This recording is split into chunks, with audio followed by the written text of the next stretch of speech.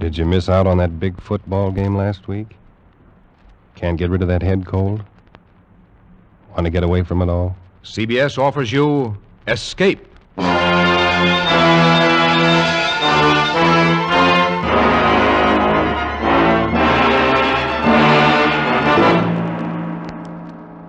You are groping your way slowly through the dark hold of a ship at sea, moving carefully, step by step, searching intently for something you dread to find, because you know that this ship carries a cargo of death. The Columbia Broadcasting System and its affiliated stations presents Escape, produced and directed by William N. Robeson, and carefully plotted to free you from the four walls of today for a half hour of high adventure.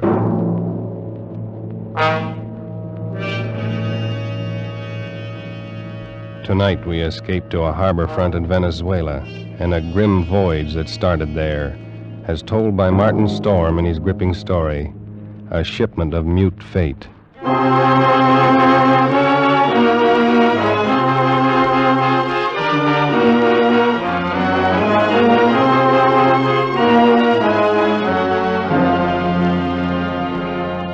I stopped on the wharf at La Guaira and looked up the gangplank toward the liner Chan Kay, standing quietly there at her moorings. The day was warm under a bright tropic sun, and the harbor beyond the ship lay drowsy and silent. But all at once in the midst of these peaceful surroundings, a cold chill gripped me, and I shivered with sudden dread. Dread of the thing I was doing and was about to do. But too much had happened to turn back now. I'd gone too far to stop. Well, I set the box down on the edge of the wharf, placed it carefully so as to be in plain sight and within gunshot of the captain's bridge. And then I turned and started up the gangplank. I knew what I was going to do, but I couldn't forget that a certain pair of beady eyes were watching every move I made. Eyes that never blinked and never closed, just watched and waited. Oh, I beg your pardon. Why, it's Mr. Warner. Hello, Mother Willis. How's the best-looking stewardess on the Seven Seas? Well, I'm fine, Mr. Warner. I guess better run along now. Get on with my chores. Now, wait a minute. That's a fine greeting after 2 months. Well, it's just that I'm so busy. I don't believe a word of it. Sailing day's tomorrow. You're simply avoiding me, that's all. Oh, no, really, I'm not. And on the trip down from New York, you said I was your favorite passenger. But I'm only... Here, wait a minute. What's that you're carrying in your apron there? Oh, it's nothing. Just supplies. Supplies? Well, let's have a look, huh? No, please. What do you know? It's a cat. It's Clara, Mr. Warner. Mm-hmm. Mr. Bowman said I had to leave her ashore, and I just couldn't. Who's Mr. Bowman? The new chief steward. Oh. Clara's been aboard with me for 2 years, and I just can't leave her here in a foreign country, especially with her condition so delicate and all. Yeah, I see what you mean. Well, I hope you get away with it. You won't tell anyone? Not a soul. As a matter of fact, if things don't work out right, we may both end up smuggling. Most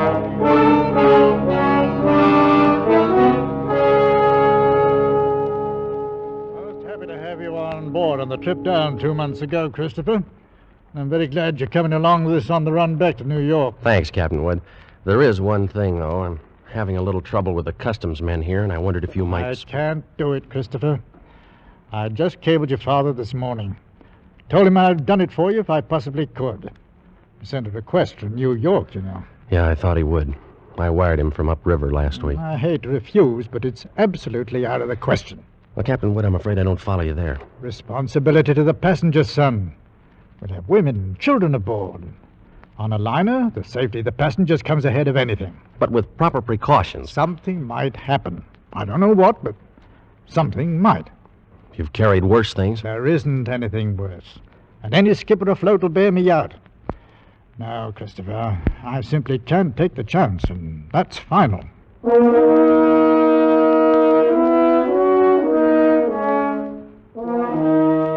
Final? Well, it wasn't final if I could do anything about it.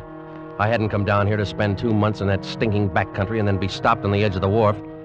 2 months of it. Heat, rain, insects, malaria. I'd gone clear in past the headwaters of the Orinoco, traveled through country where every step along the jungle trail might be the last one. Oh, Sanchez. Si, Senor Warner. You better start looking for a place to camp. It'll be dark in a little while. Si, Senor. Very soon we turn to river. Camp on rocks by water. This very bad country. This very bad country. You've been saying that for 10 days now. Very bad country. Well, si, Senor Warner. This very bad country. Yeah, we'll skip it. For all the luck we've had so far, it might as well be Central Park. Central Park? I don't understand. Well, never mind. If we don't find something... Here, what's the matter? Quiet now. Sanchez, what's wrong? They're in the path. See? Bushmaster. Bushmaster. The deadliest snake in the world. Bushmaster. Its Latin name was Lachesis muta. Mute fate. It lay there in the center of the path, a 10-foot length of silent death, coiled loosely in an undulant loop, ready to strike violently at the least movement. Here was the one snake that would go after any animal that walked, or any man. It lay there and watched us, not moving, not afraid, ready for anything. The splotch of its colors stood out like some horrible, gaudy floor mat lying there on the brown background of the jungle, waiting for someone to step on it. Here was what I'd come 2,000 miles for, a Bushmaster. Sanchez! I didn't want that snake killed. He no kill, Senor. He gone. Bushmaster very smart, very quick. Must always see bullet in time to dodge. Well, anyway, he's gone, and the only one we've seen in 5 weeks. Oh, we find other. This very bad country. Well, lay off that gun the next time. Don't shoot, you understand? Why you say no shoot? You want Bushmaster. Sure, but I want it alive. Hombre sacristo. Senor Warner, you tell me you want Bushmaster, but you no say alive. You're getting $200 for it. For dead man, what is $200?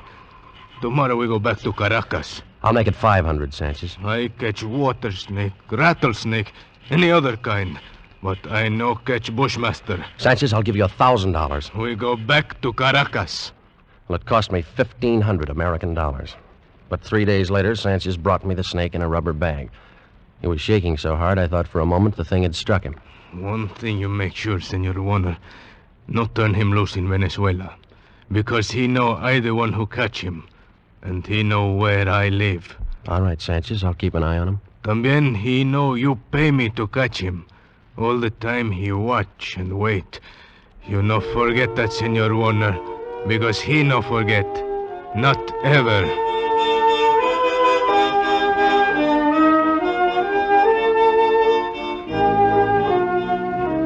Well, after going through all that trouble and danger and laying out $1,500, I wasn't going to let a pig-headed ship captain stop me at the last minute. At least not as long as the cables were still in operation between La Guaira and New York. Morning, Captain Wood. The boy at the hotel said you wanted to see me. That's right, Christopher. Sit down. Thank you. It seems you weren't willing to let matters stand the way we left them yesterday. Well, sorry to go over your head, Captain Wood, but I had to. The museum sent me all the way down here for it. And I'm not going to be stopped by red tape. This will be the only live Bushmaster ever brought to the United States. Yes, and if I had my way, but... well, orders are orders. I got a cable from the head office this morning. All right. I suppose we talk about precautions. I'll handle it any way you say. Got to have a stronger box. That crate's too flimsy. Well, it's stronger than it looks. And that wire screen on top would hold a wildcat. But anyway, I bought a heavy sea chest this morning. I will put the crate inside of it. Sounds all right. You got a lock on it? Heavy padlock. It's fixed so that the lid can be propped open a crack without unlocking it. The snake's got to have air. But in dirty weather, that lid stays shut. I'll take no chances. Fair enough. I will keep the thing in my inside cabin where I sleep. I can't have it in the baggage room. And nobody on board's to know about it. Whatever you say, Captain. But we won't have any trouble. After all, it's only an animal. It doesn't have any magical powers. I saw a Bushmaster in the zoo at Caracas once. Had it in a glass cage with double walls. It'd never move. Just lay there. Look at you as long as you were in sight. Gave a man the creeps. I didn't know they had a Bushmaster at the Caracas Zoo. They don't. Now. Found the glass broken one morning and the snake gone. Night watchman was dead. They never found out what happened. Well, the watchman must have broken the glass by accident some way. The way they figured it, the glass was broken from the inside. Well, we sail in 4 hours.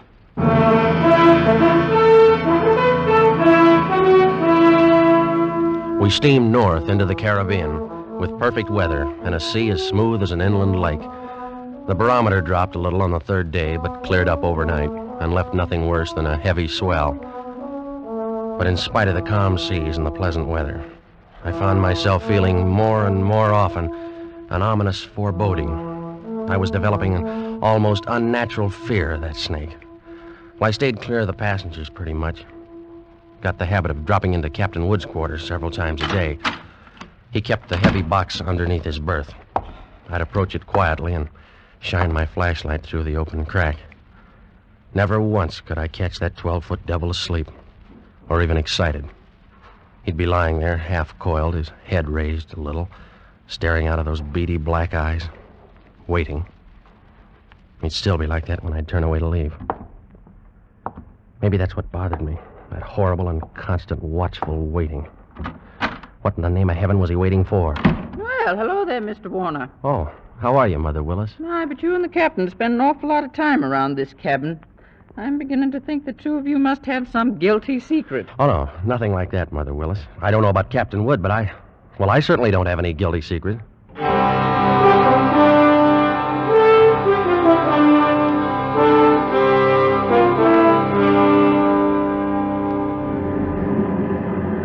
Well, she's running quite a swell out there, Mr. Bowman. Yeah, it's a little heavy, all right, Mr. Warner. Guess a storm passed through to the west of us yesterday when the glass dropped. Think it missed us then, huh? Yeah, that's what the mate figures. Sure stirred up some water, though. This'll put half the passengers in their bunks. Makes it great for my department. 2/3 of them will want a steward to hold their heads. They'll keep Mother Willis so busy she'll have... Wait, look at the size of that wave. Huh? Great Jehoshaphat! We're going to take it on the port bow! Hang on!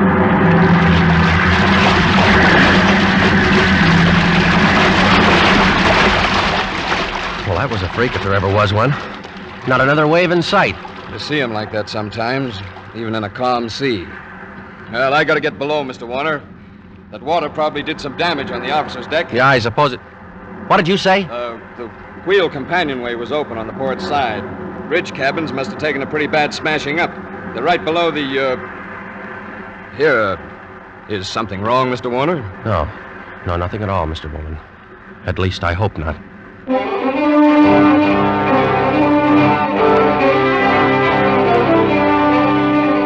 I looked first for Captain Wood and couldn't find him. Of course, I knew it was only one chance in 1,000, but the chances against that freak wave were 1 in 1,000, too. Well, I couldn't waste any more time, so I stumbled down the companionway and along the passage to the captain's cabin. Oh, come on in, Mr. Warner. Mother Willis. My, isn't this cabin a mess? Trying to get some of these things out to dry. Yeah, well, I just wanted to check. Where's that box that was under the captain's bunk? Threw it out on that. But where? We didn't know. It was nearly dark when we met together again in the chart room. I don't get the thing at all. There's no other way around it. We've risked all the time we can. We've got to warn the passengers. Well, how'll we do it, Captain? Call them all together in the lounge? No, if we did anything like that, we'd be asking for a panic. We'll get one, whether we ask for it or not. Pick a few men and go through the cabin decks. Tell them individually, inside their cabins. Watch for any act that looks as though it might cause trouble. And we'll keep an eye on them. Handle the crew the same way. Right, All right, Captain. Okay. We'll take care. As soon as you've finished, arm all the deck officers and start searching again. Our only chance of preventing a riot is to find that damnable snake.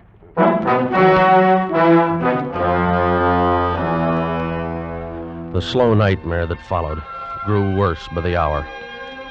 None of us slept. All the ship's officers not on duty kept on with that endless search. Passengers locked themselves in their cabins or huddled together in the lounges, knowing all the time that no spot on board could be called safe.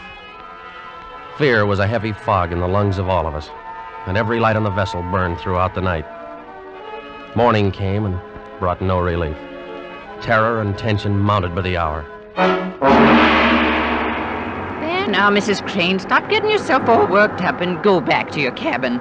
The horrid thing's probably crawled overboard anyway. You're just saying that. You're paid to say it. You don't know. Nobody does. Now, everything's going to be all right. Oh, if you could only do something. If all of us could only get off the ship. They could fumigate it. Yes, That's what we've got to do. We've got to get off the ship. Now, wait. Mr. Bowman. Mr. Bowman, she's going to jump. No, you don't, lady. Let me go. Let me go. Nice work. Let me go. Nice work, Mr. Bowman. Get her down to her cabin. Whatever you do, don't turn her loose.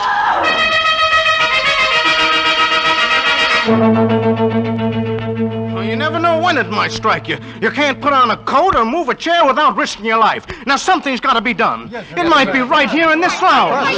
All right, mister. You better quiet down. Take it easy. Take it easy, huh? Well, you're a great officer. Why don't you do something about it? That thing might be crawling around here right under our feet somewhere. Like I said, shut up. Are you trying to start a panic? I got a right to talk. I don't want to die. Nobody's going to tell me.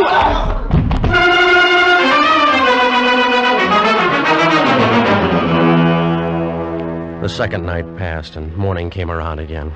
A gray and rainy day, just as grim and tense, dragged past, and the night came down again. Third night of the terror. Again, every light burned, and the whole ship seethed in the throes of incipient panic. Faced by a horror they'd never met on the sea before, crew and officers alike were on the verge of revolt.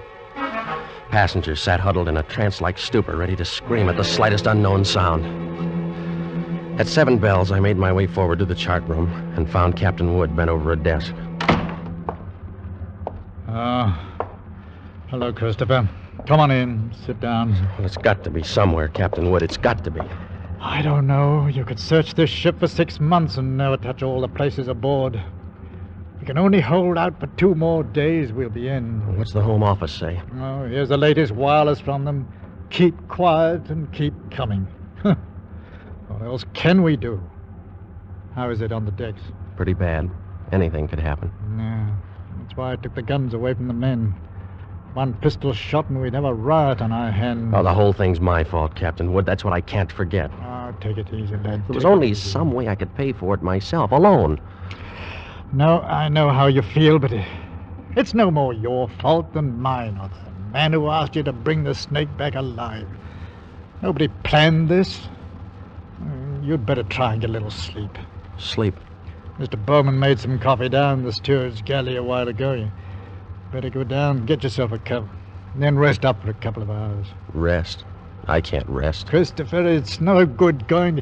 What are you going to do? You can't help anything if you stumble through a hatch half asleep and break your neck. Go on and get some coffee. One way or another, we've got to hold out for 2 more days.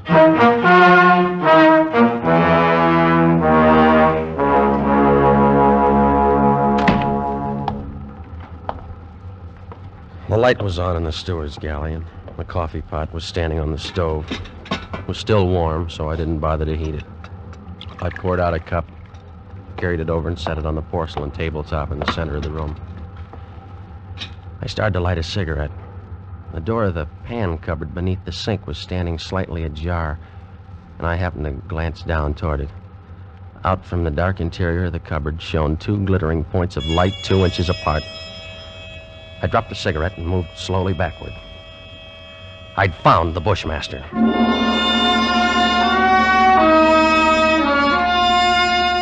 As I moved, the snake slid out of the cupboard in a single sinuous glide and drew back into a loose coil on the galley floor, never taking his eyes off me. I moved slowly back, waiting any moment for that deadly slithering strike. How had he known it was me? He'd stayed quiet when Bowman was here. How did he know to pick the first time in 3 days when I didn't have a gun? Well, my hands touched the wall behind me and I stopped. Only then I realized in terror what I'd done. The call button and the door were on the far side of the room. I'd backed into a dead end. I stared at the snake in fascination, expecting any moment the ripping slash of those poison fangs. The horrid coils tightened a little, and then were still again. 10 million years of evolution to produce this moment. Homo sapiens versus Lachesis muta. Man against mute fate, and all the odds were on fate. I knew then that I was going to die. I could feel the sweat run down between the painted wall and the palms of my hands pressed against it. My skin crawled and twitched, and the pit of my stomach was as cold as ice. There was no sound but the rush of blood in my ears. The snake shifted again, drawing into a tighter coil, always tighter. Why the devil didn't he get it over with? And then, for just an instant, his head veered away. Something moved over by the stove. I didn't dare turn to look at it. Slowly, it moved out into my line of vision. There was a cat. That scrawny cat Clara that Mother Willis had sneaked aboard in La Guaira. Its back was arched and every hair stood on end. It moved stiff-legged now, walking in a half circle around the snake. The bushmaster shifted slowly and kept watching the cat. He tightened. He was going to strike at any second. He struck and missed. The cat was barely out of reach. Now she was walking back and forth again. She was asking to die.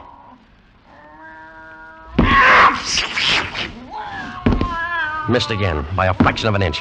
He was striking now without even going to a full coil. Missed. Again and again. Always missing by the barest margin. Each time the cat danced barely out of reach, and each time she countered with one precise spat of a dainty paw, bracing her skinny frame on 3 stiff legs. And then suddenly I realized what she was doing. The bushmaster was tiring, and one strike was just an instant slow. But in that split second, sharp claws raked across the evil head and ripped out both of the lidless eyes. That cat had deliberately blinded the snake. Well, he didn't bother to coil now, but slid after her in a fury, striking wildly and rapidly, always missing, and every strike was a little slower than the last one.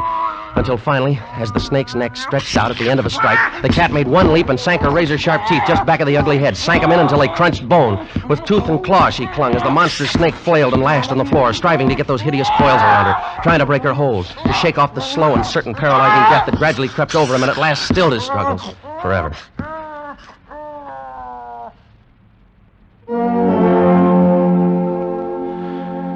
I took a deep breath.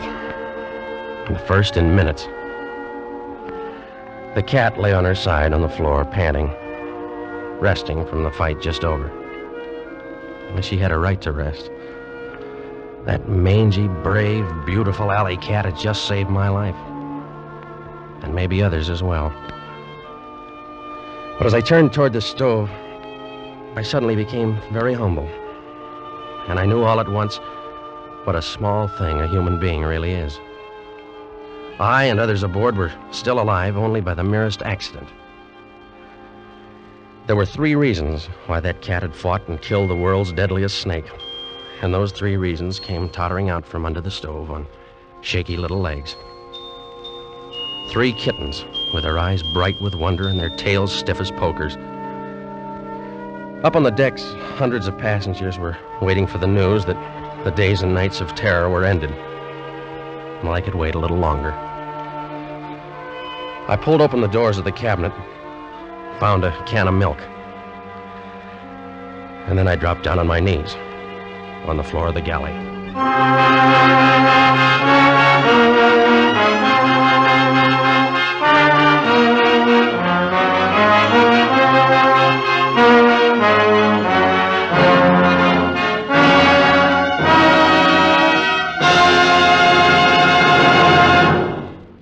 Escape is produced and directed by William N. Robeson, and tonight brought you A Shipment of Mute Fate by Martin Storm, adapted for radio by Les Crutchfield, with Jack Webb as Chris Warner, Raymond Lawrence as Captain Wood, and D.J. Thompson as Mother Willis. The special musical score was conceived and conducted by Cy Feuer.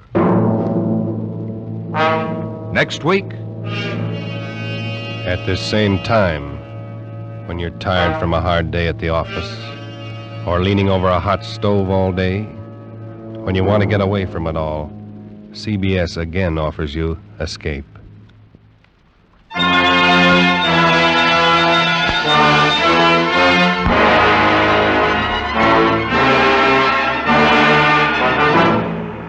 good night then until this same time next week when CBS again brings you Escape. This is CBS, the Columbia Broadcasting System.